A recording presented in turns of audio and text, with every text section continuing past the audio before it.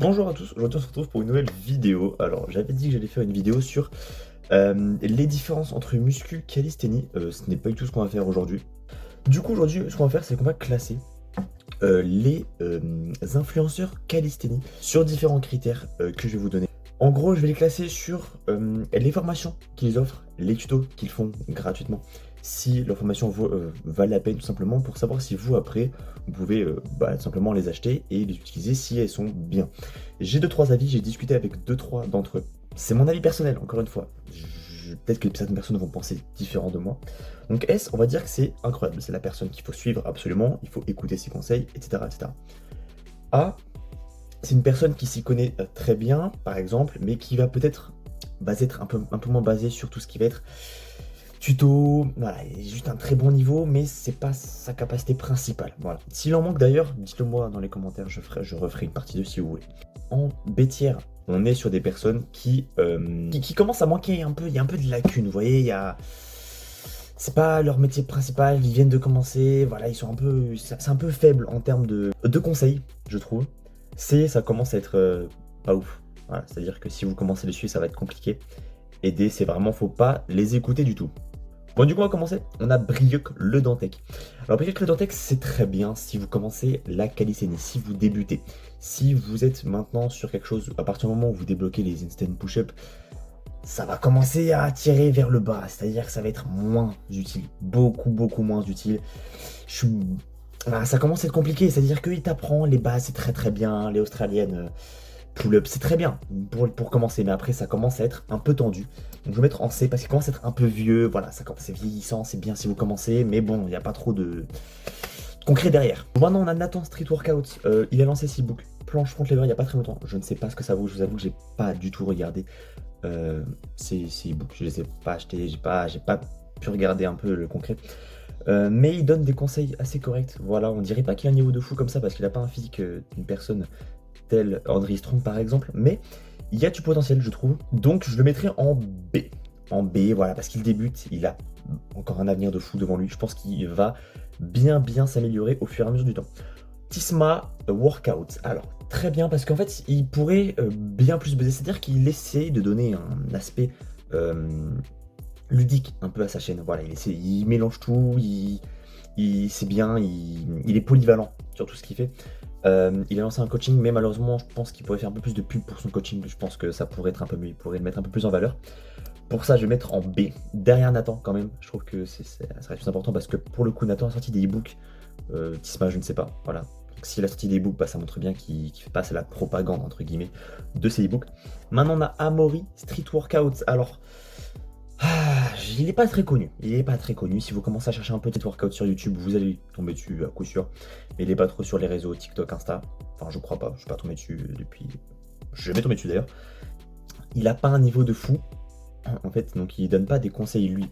Mais par contre, il a des concepts qui sont, je trouve, très bien. C'est-à-dire qu'il va interviewer des personnes qui sont très bonnes. Par exemple, Valentin, au TZ, il a fait une interview, etc. avec d'autres. Des jeunes prodiges de la calisthénie et tout. Et ça, je trouve ça très bien. Donc pour ça, je vais mettre en B et devant Tisma. Parce que Tisma, encore une fois, ça manque un peu de peps. Je trouve qu'il pourrait faire mieux. Il pourrait y avoir bien plus de buzz. Vitaly Palvenko. Alors là, on arrive sur le côté croustillant de la vidéo. C'est-à-dire que Vitaly Palvenko, tu regardes ses tutos, tu te dis waouh, ah oui, ce mec, il est chaud, il est polyvalent, il fait tout, il donne des conseils, il fait des tutos. Bref. Bon, on va le mettre en D. Voilà. Pourquoi? Je vais m'expliquer pourquoi est-ce que je mets en D, bien évidemment. Je vais pas laisser ça comme ça. En fait, quand on regarde ces tutos, tout le monde est d'accord pour dire que ces tutos sont frauduleux. Pourquoi? Parce que tes tutos de planche, il va dire tu fais des straddle, tuck, Non, ce n'est pas ça qui va te faire avoir ta planche. Les gars, si vous voulez un mouvement, il faut passer du temps dans le mouvement. Pas autrement. Tu ne peux pas faire autrement. Tu es obligé de passer du temps dans le mouvement et faire des straddle tuck. Au bout d'un moment, c'est bien pour du renforcement, mais ça va pas plus loin. Ces figures, elles sont sketchy. C'est pas très beau, c'est squeezy, on n'aime pas, c'est pas clean, il est bon, mais il est pas bon pour donner des conseils, quoi, En tant que conseil, c'est pauvre, voilà. Moi, je vous dis, même pour débuter, au bout d'un moment, c'est bon, tu sais faire 15 pompes, c'est bon, frère, tu peux passer à autre chose que Vitaly Palvenko. André Strong, j'adore ce mec, il fait des concepts de fou sur YouTube, des conseils de fou, des vidéos bien détaillées, il les sort souvent, c'est gratuit, il a des coachings, il a une appli. Bref, ce mec-là, c'est S-tier directement, il n'y a rien à redire sur ce mec-là. C'est incroyable, il fait plein de concepts incroyables, voilà, c'est un mec vraiment qu'on kiffe. Lui, je ne sais plus tout comment il s'appelle. C'est un Norvégien, je crois. Il est bon, il donne 2-3 conseils, très bon one arm handstand. Il est pas là non plus pour donner trop de conseils, voilà, il fait des 2-3 tutos, mais pas trop présent sur la scène des tutos calisthénie. Ça laisse un peu à désirer à ce niveau-là. Pourquoi pas, je me dis, c'est viable en vrai de vrai, je vous mens pas. Hunter Stein, en vrai très bonne, bravo à lui, parce que ça fait que un peu plus d'1 an qu'il fait de la calisthénie. Et je vous mens pas, arriver à ce genre de niveau en 1 an, c'est quelque chose quand même. Il a eu une excellente progression, bravo à lui. Il a bien percé, et maintenant il fait un coaching. C'est cool, il met bien en avant, il a des bonnes stats. Moi j'aime bien. Je vais le mettre en B. Peut-être pas devant Nathan, mais en tout cas c'est vraiment très kiff avec Nathan Understein. Voilà, bon, il a sûrement été connu avec ses vidéos avec ses girlfriends. Ilyes, il a fait des e-books, donc on va noter sur les e-books que j'ai pu voir, le e-book full de doigts notamment. Je pense que je peux mettre en A. Pourquoi en A? Parce que c'est un mec, un des meilleurs au monde, voilà, en termes de statique. Il y a, je pense, pas de possibilité d'argumenter là-dessus en vrai de vrai. Tout le monde dit que c'est vraiment le GOAT, il est meilleur que Valentin OTZ par exemple. Voilà. Peut-être que ça ne plaira pas à certains, mais il est meilleur que Valentin OTZ sur tout ce qui est à peu près tout. Peut-être à part endurance. Endurance dans le OTZ est meilleur que tout le monde. Mais voilà. Mais les e-books sont très bien. Je vous conseille si vous voulez les acheter. J'ai pu jeter un coup d'œil, j'ai pu les regarder en effet. Ces e-books sont pas trop mal, mais il faut avoir un certain niveau quand même pour commencer à les regarder, je vous mens pas. C'est-à-dire que au bout d'1 an, c'est limite. C'est-à-dire que c'est pas des e-books pour débutants quoi. Valentin OTZ. Valentin OTZ, il a fait pas mal de e-books. Il en a fait plus que Ilyes, il a fait Maltese, full planche, one arm planche, front lever je crois. J'ai pu regarder 2-3 d'entre elles. C'est pas trop mal. C'est pas trop mal. Je mettrais même devant Ilyes en temps, bien évidemment, que tuto, guide, tout ça. Parce qu'il y a plus de choses, c'est plus complet, c'est pas trop mal. Il a fait des collabs avec plusieurs personnes, dont Livan par exemple, pour ses e-books. Donc c'est pas trop mal, j'aime bien le concept. C'est sympa. Maintenant, on a Sayan Muro. Alors Sayan Muro, c'est, je pense, mon calisthénien préféré. Parce que il inspire énormément de zénitude. Ce mec est super chill. Je sais pas combien après il est derrière les caméras, mais il a une aura qui dégage. La one arm planche, elle est clean. Il a sorti un e-book qui englobe tout. Front lever, full de doigts, Maltese, one arm planche, one arm front lever, tout, pull up, push up, tout. C'est le complet du calisthenics, c'est tout complet. J'ai pas regardé, je n'ai pas pu regarder son dernier e-book, mais vu la tête de ces e-books qu'il a fait avant, c'est vraiment bien. Ils sont vraiment très bien. Rien que pour ça, je le mets devant Valentin TZ. Enfin, Valentin TZ et Sayan Muro, partie du principe qu'ils sont égalité.